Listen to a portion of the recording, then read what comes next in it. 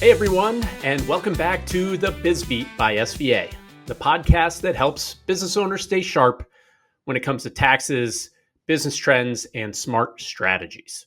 I'm your host, Lee Schwartz, Business Development Sales Director, and as always, I'm joined by Eric Trost, Tax Principal, both of us here at SVA Certified Public Accountants. Eric, welcome back. You ready to roll? I'm ready to go. All right. Thanks, Lee. Good to see you. It's good to see you too. All right. If you're joining us for the first time, welcome. Every week, we'll break down what's going on in the world of tax and business, highlight a key issue that might affect you or your business, and answer a question from our inbox. So let's jump into episode number 5. So, Eric, we've been talking at the beginning a lot about like a main segment. And because so much of the conversation out in the marketplace right now has been around tariffs and around this tax bill, we're going to switch it up a little bit. Our first segment today is going to be about what business owners need to be thinking about that might go away with this tax bill. Our second segment, we're going to focus on every week kind of what changes. But let's get back to that first one. Out of all the things that are out there right now, tax incentives for individuals and businesses, what are some things that might be going away that a business owner or an individual might want to pay attention to so they can take advantage of them before they're gone?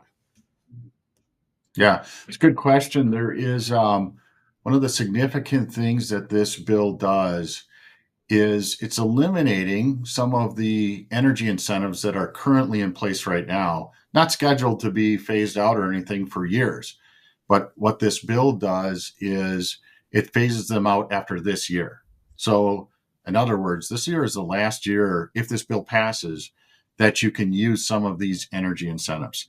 The biggest one, I think, that affects individuals, so not even businesses, but affects them too, but individuals more, is the clean energy credit for electric vehicles. So there's currently a $7,500 credit to buy an electric vehicle. There's also a credit to buy a used electric vehicle.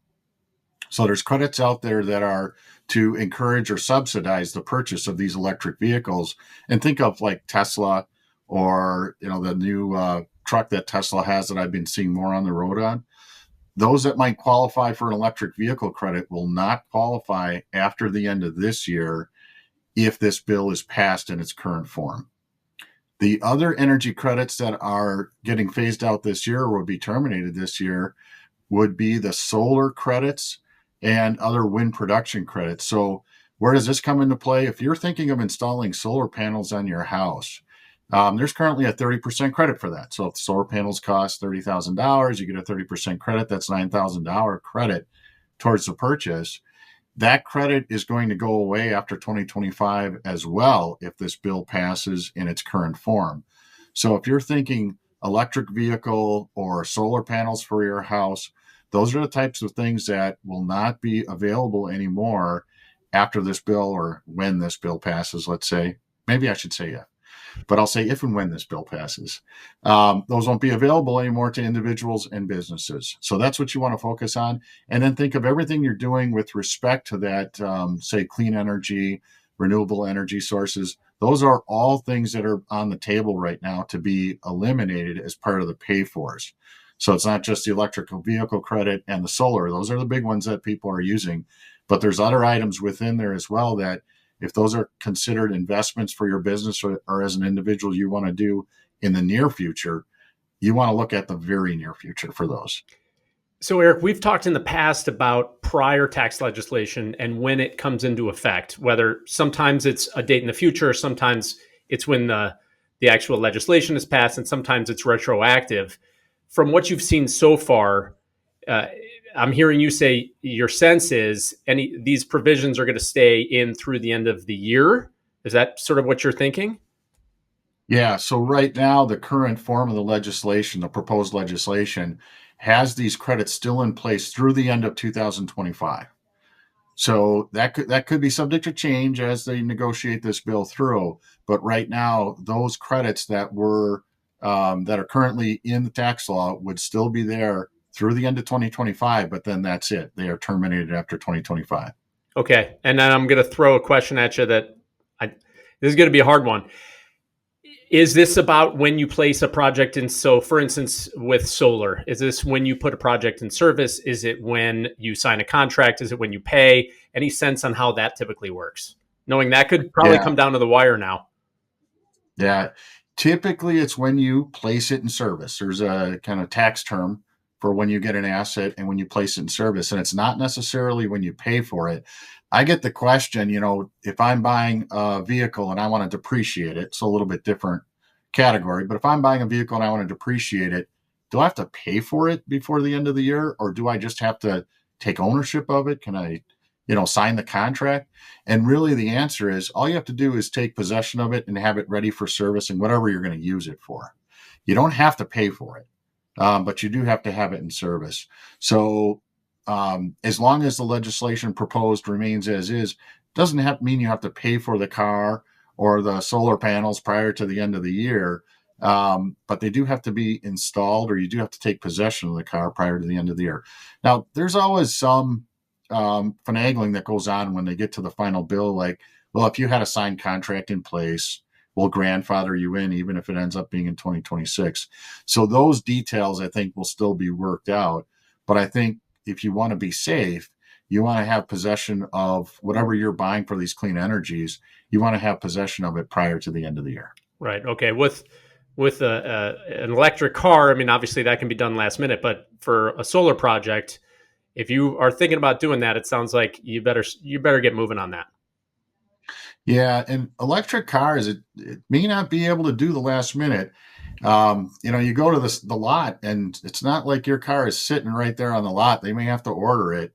There was a time when the Ford has the E150. So there's the F-150, the regular truck that's very popular. Ford also has a E150, which is their electric truck. The waiting list on that was 6 to 8 months at one time. I don't know what it is right now, but that means you can't just go in and expect to go get one off the lot on December 31st. Car dealer would probably love to sell it to you then. It's just a matter of, do they even have the inventory or stock to sell to you? Right. It's kind of interesting. It might be an interesting indication of how Elon is not as involved in the administration as he once was, knowing that this is part of there. I'm sure he's not very happy about that, with that going away. But let's move on to our second segment. So we're gonna, as I said before, we're gonna really focus in on the tax bill. Everything's changing day to day, much less week to week. So, Eric, can you talk to us a little bit about just what's happening since our last podcast last week? What's in, what's out, where we're at in the process at the moment? Yeah, I'll focus on where we are in the process right now. There are many steps along the way to get a bill passed. If you're of the, I'll call it the age I am or the experience I am, probably remember a show called How Does a Bill Get to Capitol Hill? Or there's a little bill outside the Capitol steps singing a song, I'm just a bill on Capitol Hill. And really what that is it's for kids, and it just shows them how law becomes made. Well, where we are in that process is, things have to go through the House of Representatives, then they go to the Senate, and then they go to the president for signing. As of right now, we're at stage one in the House, but we've got draft legislation that has made it basically through every committee it has to go through and could be introduced onto the floor for a House vote as early as this week being the week before Memorial Day. So that's their plan to get it done. There are a couple holdups right now. The two biggest holdups being the SALT cap limitation, which we talked about before. That's the state and local tax limitation. The current law is 10,000. The original proposal on the draft legislation was to raise that cap to 30,000. And now they're looking at a new deal that it actually would go up to 40,000. That's one of the holdups right now is there are some within the party, the Republican Party, that want to see that. There's some that don't. The other holdup is the cuts and work requirements that are going to affect the Medicaid and food stamp programs. And some Republicans want those cuts and work requirements to kick in right away, and others are saying they can be delayed and kick in later. That all affects the cost of this bill. And at the end of the day, that's what they're looking for is, if this bill is projected to raise the deficit, which it is, how much do they want to raise the deficit by?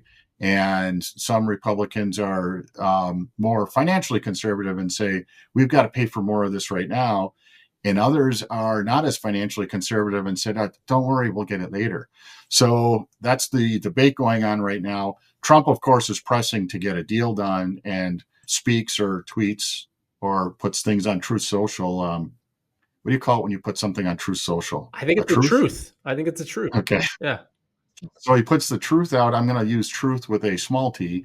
He puts the truth out on Truth Social as far as what he wants to see done. So you can follow along pretty easily with this president. I would say he's, if nothing else, very transparent as to what he wants and what he puts out there. And so where we're at right now is the House appears pretty close to bringing this to the floor for a vote. Trump is certainly backing the legislation hard and putting his thoughts out there. If the vote happens and this legislation passes the House, then it goes to the Senate, and then the Senate will put their twists on it, and that's where the negotiation happens. They have to go through with the Senate another set of legislatures that can make their own changes to this, based on what their thoughts are and the lobbying groups that get into the Senate here. So still a lot of moving pieces I'm hearing. I know Trump had said at one point he wanted to see this passed by July 4th. You, in our first episode, predicted beginning of November. What's your sense right now of where this is going? Yeah. Perhaps I underestimated what Trump can put through quickly. He seems to have used what they call the bully pulpit. When you're a president, I think they call this the bully pulpit, which means you can get up and talk and cajole and do those sorts of things. He seems to use that really well. And maybe it'll get done before then, but there's still a lot to work out on this. So I'm sticking with my November. And if it happens before that, great. I mean, I think everyone would want to see it just from a clarity standpoint happen before then, whether they like what's in it or not. At least they know what's in it and what's going to, how it's going to affect them this year and going forward. So it would be great to get it done earlier than that. Just don't have faith in the system that they're going to be able to completely agree to everything before then. And I guess it just comes down to maybe I'm underestimating Trump. If it gets done earlier, certainly he will be a main cause of it getting done earlier. Right. You talk about the bully pulpit. There's the old saying, walk softly, carry a big stick. And Trump is more the, walk loudly, carry a big stick, talk loudly, do it all loud. And that can work. It can work for him. So sure. A lot. He's not Mr. Subtlety. Yeah. A lot more ahead for sure. Things to pay attention to. We will keep you up to speed on all the goings on, so stay tuned. But let's move on to our next segment, which is our inbox. If you have a question, just a reminder, you can send it to us at bizbeat@sva.com or drop it at sva.com/bizbeat. So this week's question, Eric, I'm thinking this is not from a client because hopefully we would have educated a client on this topic. But the question is, I was told I should file a zero return in a couple of states. What's the point of doing that? Right. And without knowing this asker's specific intention of saying that, I'm going to posit a guess, and what they're talking about here and the advice they've been given is related to a term called nexus. And nexus simply means the ability of a state to tax a person, and is there enough connection between a person in that state that the state's allowed to tax them. So, for example, live in Wisconsin and our businesses in Wisconsin. What stops Illinois from taxing us? Well, there's specific rules out there that say, hey, if there's not a connection between what you're doing, where you're living, and the business you're running and the state of Illinois, then Illinois does not have the power to tax you. Those rules have been changing over time, especially with the internet economy. There is a lot more interstate movement of goods and services that can happen through things like, think of Amazon. Amazon can sell everywhere now just through their website. Think of providing services, even the services we provide, CPA services. Those can be provided out of state relatively easy with electronic communications back and forth. We don't need to physically be present or have paperwork anymore. It's done all electronic. So what's probably being suggested here is that there are rules in place that allow a state to tax or not tax a certain organization, depending on how much activity that organization has within the state. The rules say that if there is some minimum connection, though, there can be sales tax that has to be collected. And there's a recent court case called Wayfair that allows for states to be more emboldened to collect sales tax than income tax. So it's easier for states to collect that sales tax. The threshold is lower that you cross. And so a business might be subject to sales tax in a state, but maybe didn't reach a threshold to be subject to income tax. In that case, we often suggest to a company to do an income tax return, but file a zero income tax return. And here's why, what it addresses is, let's say that you're doing sales tax in a state, companies filing sales tax in a given state, but they're not filing income tax returns in that state. They're not starting any statute of limitations with respect to those income taxes. So we discussed statute of limitations before. That's the ability of a state or the federal government to go back in time and collect tax from you. Those statute of limitations don't generally start unless you file a tax return. So if you don't file a tax return, we talked about a 3-year, 4-year, there is no limitation if you file no tax return. Mm-hmm. So in order for your company to start this statute and say, hey, we're filing a tax return, we acknowledge we have presence in the state, but we don't have enough presence to pay you income tax. So we're putting a zero down. So that's why we'd file a zero income tax return. And if you want to question it, come question us, but you're not going to go back in time and question me because I didn't file, because here I've got a return. So I've started my statute with you. Okay. So that's often why we might recommend a zero income tax return. And so, Eric, especially me as a non-CPA working at a CPA firm, I hear all these acronyms all the time. We're talking about SALT as it relates to the tax bill. We also talk about SALT as it relates to just how a company files in other states and municipalities, state and local tax. So this is one of those things that business owners need to be thinking about if they are at all active in other states, like thinking about how they are treating that on their taxes to protect themselves. Is that right? Yeah, that's correct. It's really about mitigation of risk and mitigation of exposure to what tax liabilities could be out there with these states. Okay, great. So a lot of acronyms out there, but for you business owners, SALT, state and local tax, be thinking about how your business, creates nexus in other states and municipalities, because that can certainly affect you in the long term. So that's great. Thank you so much for that question.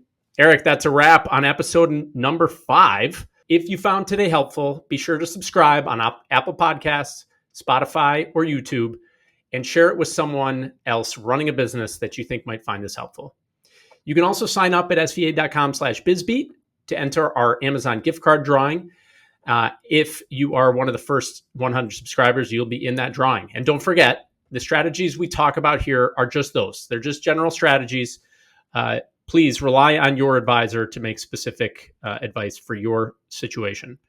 If you are an SVA client, please reach out to your SVA professional if you have questions. And if you're not, let's give that a fix. Give me a call and we can make sure to make you one. Thank you for listening, and we'll see you next week on the Biz Beat by SVA. It's the Biz Beat by SVA, breaking down the news of the day, from tax tips to business trends, smart insights from trusted